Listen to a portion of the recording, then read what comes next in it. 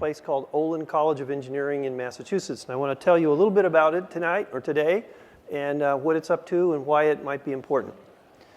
So the outline of this talk very simply is what is the school, where did it come from, and what have we learned from the experimentation.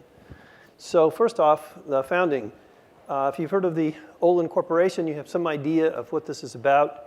Olin Corporation, Olin Matheson Corporation has been around since the 1880s. Mr. Olin died in 1938, left this funding for this private foundation to change education. There are now 78 buildings on 58 university campuses with an Olin Hall. If you've heard of Vanderbilt, Johns Hopkins, Cornell, University of Southern California, and dozens of others, they ended this grants program in the 90s to start an entirely new institution.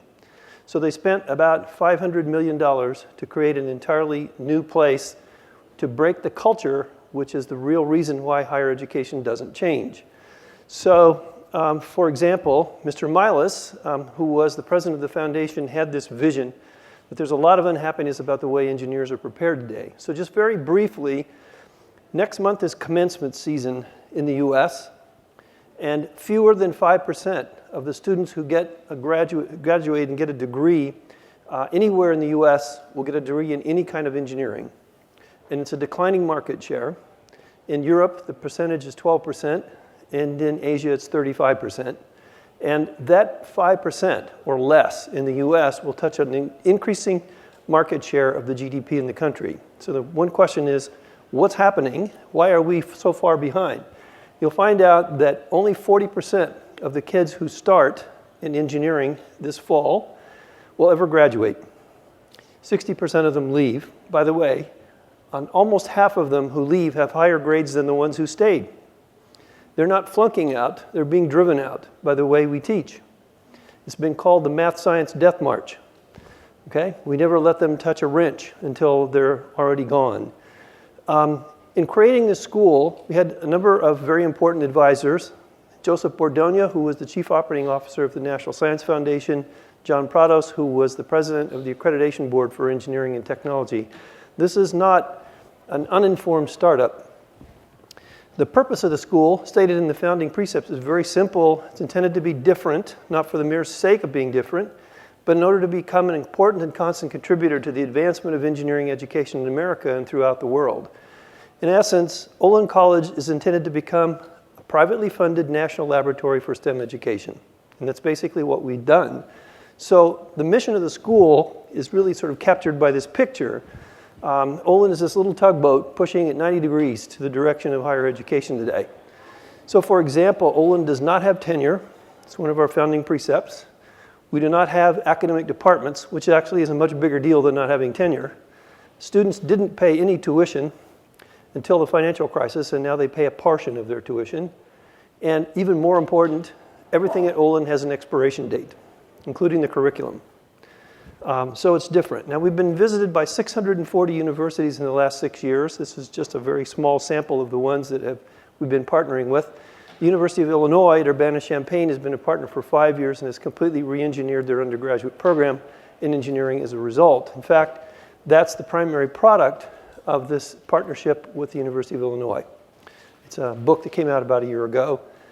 Demonstrates how you can change a really large public institution with some of these simple ideas. So what are these ideas? Lessons learned. Well, let me just quickly paint this picture for you. We have become pretty convinced that there's a trend in higher education. First off, everybody talks about the knowledge economy. It's because it's based on a simple premise that's been here for 500 years. The premise is simple. The more you know, the better your life will be. Okay? That's why we send our kids to school. Turns out that's a testable hypothesis. It's been done by James Heckman, a Nobel Prize-winning economist in Chicago, and it doesn't work. Okay? I mean, it's okay for the small amount of income. You have to have a certain amount of income to survive, but really quickly the correlation dies. Turns out a 3 times better predictor of positive life outcomes is called grit or determination. That, it turns out, is an attitude and a behavior and a motivation. It's not knowledge. But nevertheless, we ignore this. This is where our higher education is built around the world. The idea is to put content into kids' heads. The efficient way to do that is what I'm doing right now. You get this guy who's supposed to know stuff, stands in front of you, and he talks. Usually they have a PhD. That's how you know they know stuff. Okay? You organize people in rows and seats, and you tell, and they take notes, and then at the end you find out if they learned anything by what do you know. You might imagine that as being sort of a big Jeopardy game for all of the students in your university. Okay? If they click on the answers and they have the right ones, pat them on the back and say they've got a college degree, send them out into the workplace. There's a problem with this. It's called Google. Now while you're playing Jeopardy, somebody can Google the answer and get it before you can. Okay? So who's going to pay you for that kind of knowledge? It turns out it changes the whole value proposition of what we're doing in higher ed. Knowing stuff and remembering things is no longer of intrinsic value.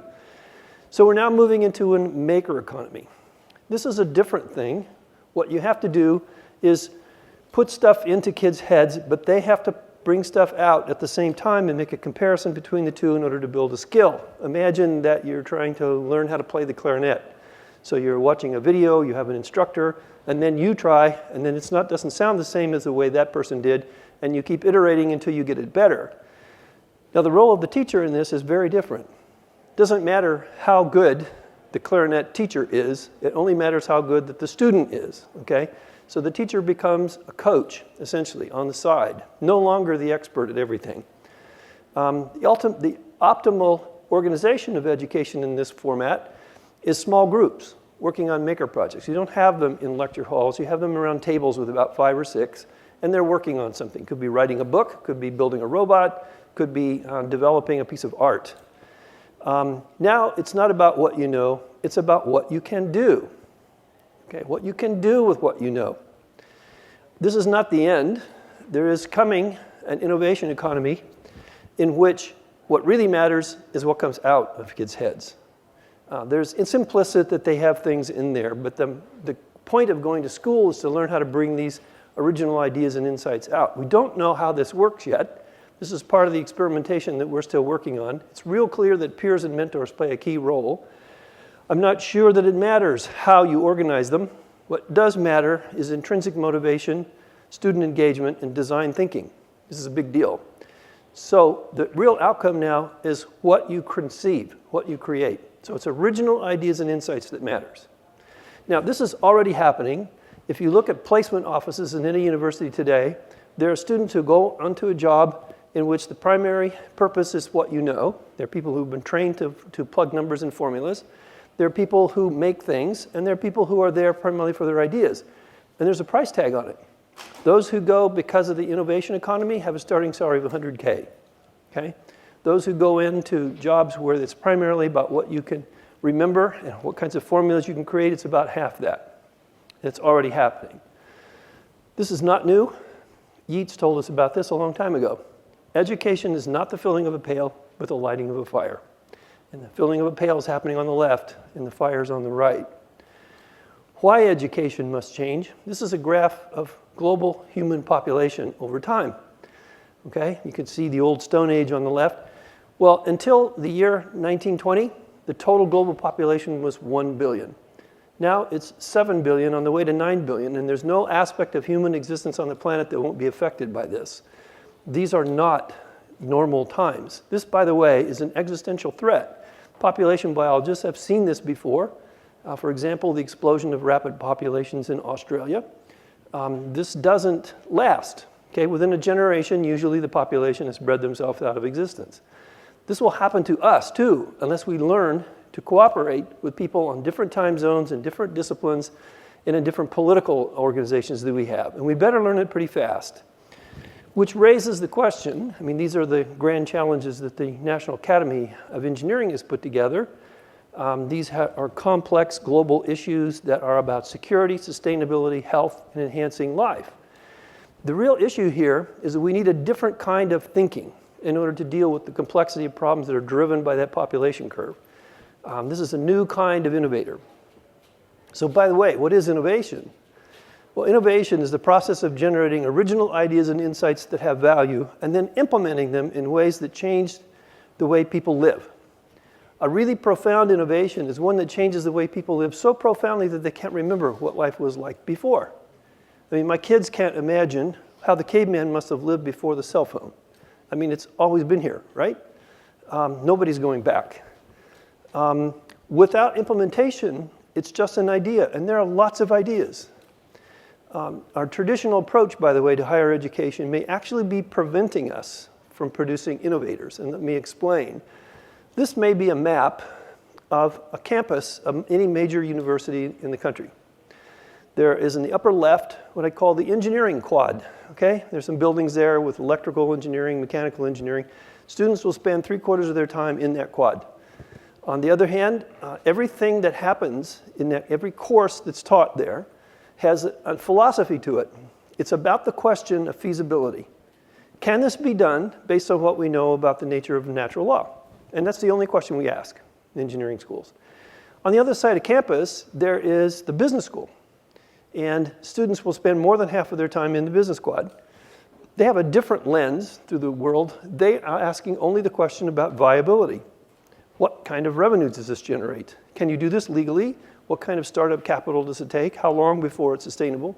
That's the only question they ask, okay? Then there's this rest of the campus, this red circle there. Desirability is what they're talking about.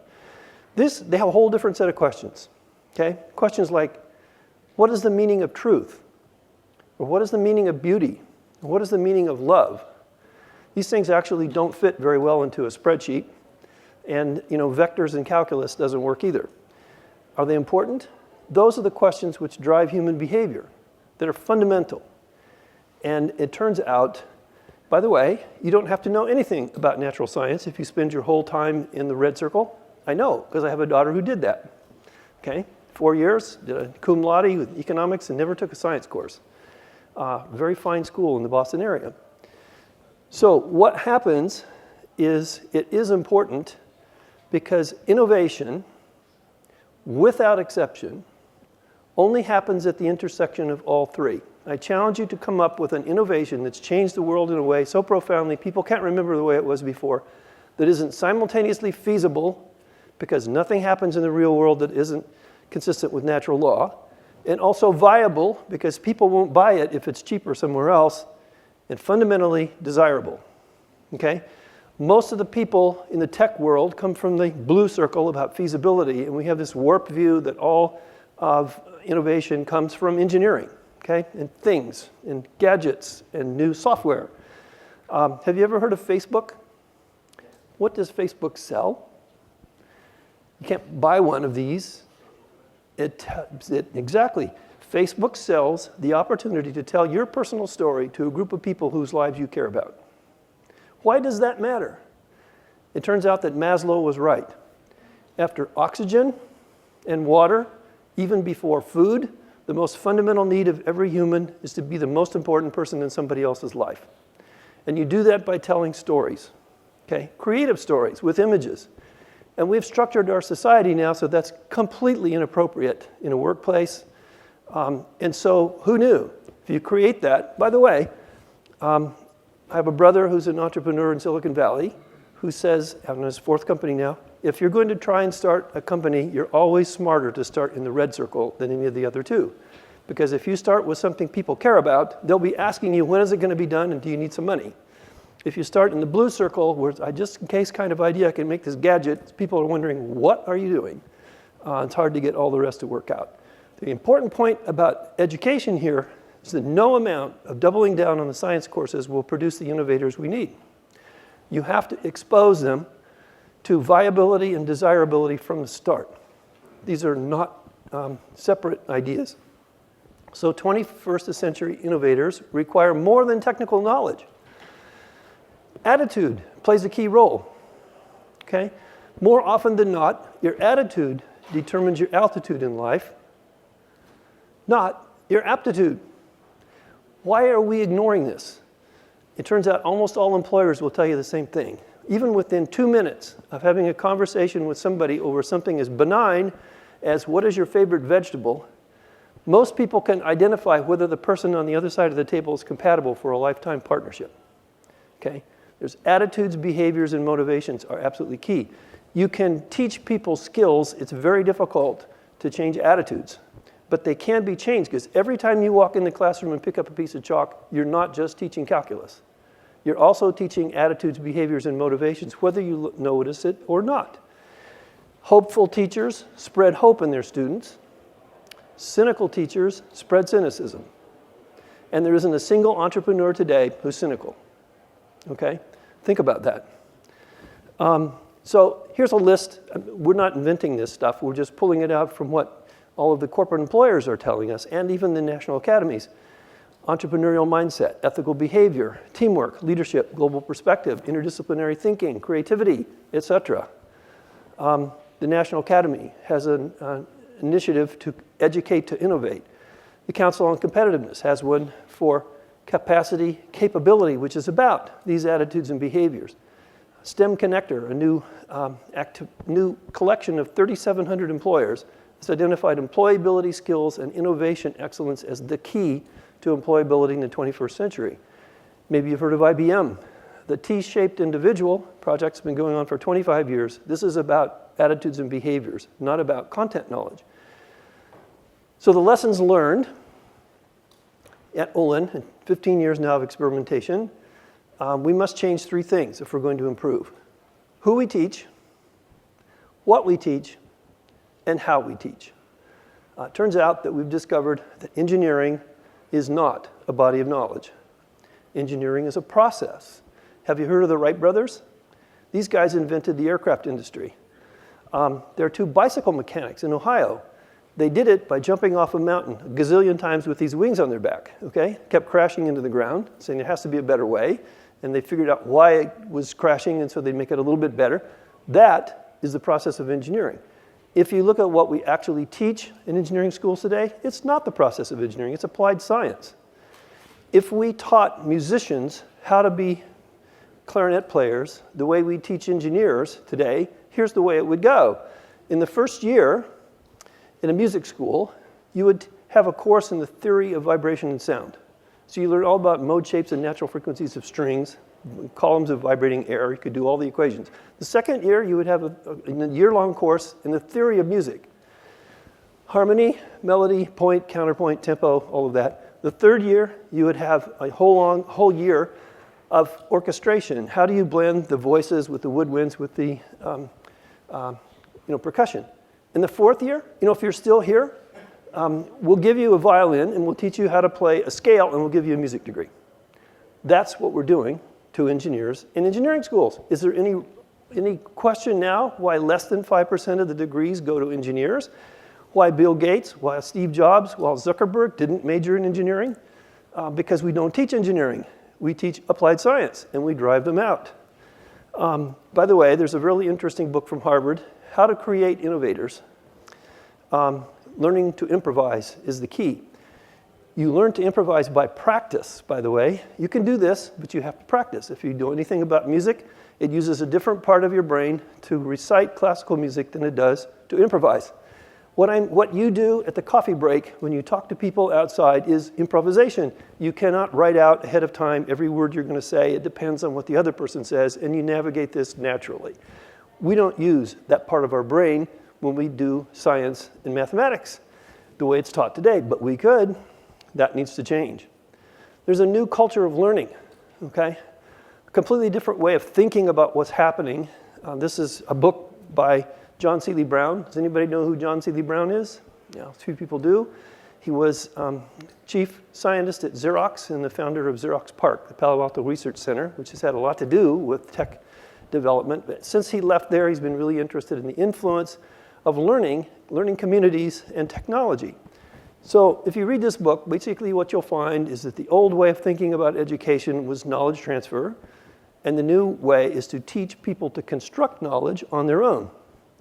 The old way led to a can't-do spirit. The new way is a can-do spirit. The old way taught you to follow orders, time's up, put the pencil down, don't talk to the person next to you. The new way is to follow your passions. If you're interested in this, just I don't care who you ask, I don't care how hard you have to work, find out what the answer is because you really care. The old way is that you learn in class. That's why you have to be here at 8 o'clock and the bell rings and you leave at 5 o'clock. The new way is I don't care where you are, you learn 24/7 all the time. The old way was you learn alone because it would be cheating to tell somebody else. The new way is that you learn to work together in teams because that's the way the world actually works. Finally, the old way is what I'd call problem-based learning, which is what I'd call paint by numbers. This is where they give you a project, it's got all the parts laid out, you just have to assemble it. The new way is design-based learning, which is a blank sheet of paper. You have to decide what to draw before you can fill in anything. It exercises a different part of your brain. This is a pedagogy just like graduate school. If you did a PhD, this is what you did. It's just that we somehow think that kids are not capable of that in the undergraduate program. But have you heard of the Montessori schools? They've been doing this forever, 100 years anyway, with kids that are 5 years old. Somehow we have industrialized the mainstream of higher education to make this unreasonable to do this in higher ed. My favorite quote in the book, for most of the 20th century, we've been assuming that teaching is necessary for learning to occur, okay? Which enhances, unrealistically, the role of the teacher. It turns out it's not at all. If any of you have heard of Charles Vest, who was the president of MIT for 14 years and the president of the National Academy of Engineering, just passed away recently, he said that making universities and engineering schools exciting, creative, adventurous, rigorous, demanding, and empowering milieus is way more important than any of the curricular details. That's about culture. If you get the culture right, the learning will take care of itself. At our school, the most common quote that we get from students, I've never worked this hard in my life at anything, and there's nothing else I'd rather be doing. And when you get those two things together, you have a virtuous cycle that continues to build and you can't stop them from learning. Does Olin work? Well, here's a few of the outcomes. I mean, we graduated our 10th class last summer. We're going to graduate our 11th next month.